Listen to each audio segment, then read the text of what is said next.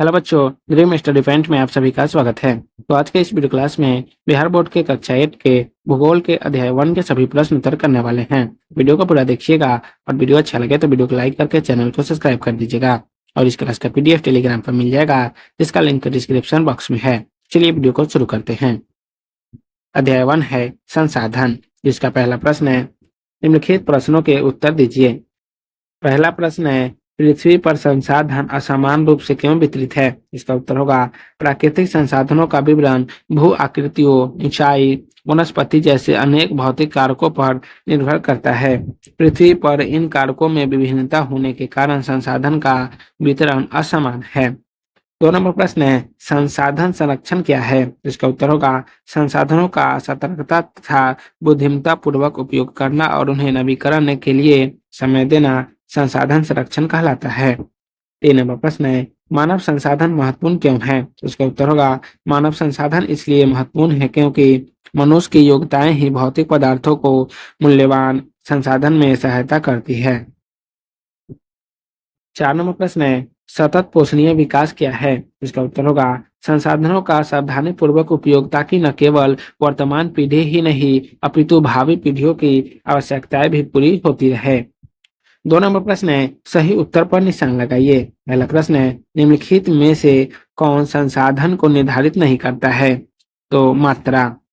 2 number प्रश्न है निम्नलिखित में से कौन सा मानव निर्मित संसाधन है? तो मनुष्यों द्वारा निर्मित। तीसरा प्रश्न है कथन पूरा कीजिए जैसे संसाधन डैश होते हैं तो जीव जंतुओं से व्युत्पन्न होते हैं। 3 नंबर प्रश्न है निम्नलिखित में अंतर स्पष्ट कीजिए। पहला प्रश्न है संभाव और वास्तविक संसाधन। इसका उत्तर क्या हो जाएगा? संभाव संसाधन और वास्तविक संसाधन।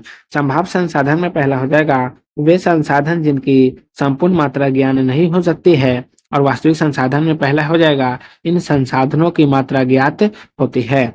संभाव संसाधन में दूसरा हो जाएगा इन संसाधनों का वर्तमान में उपयोग नहीं किया जा रहा है परंतु भविष्य में इनका उपयोग किया जा सकता है। उदाहरण लद्दाख में पाया गया यूरेनियम।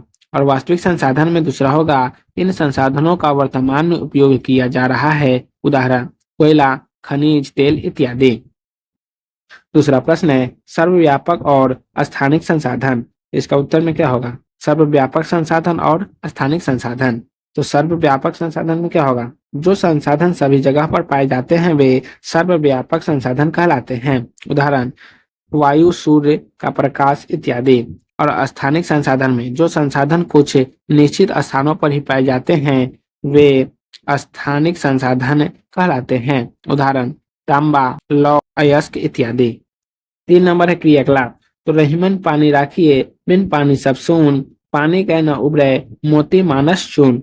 यह पंक्ति अकबर के दरबार के 9 रत्नों में एक कवि अब्दुल रहीम खान खाना द्वारा लिखी गई थी।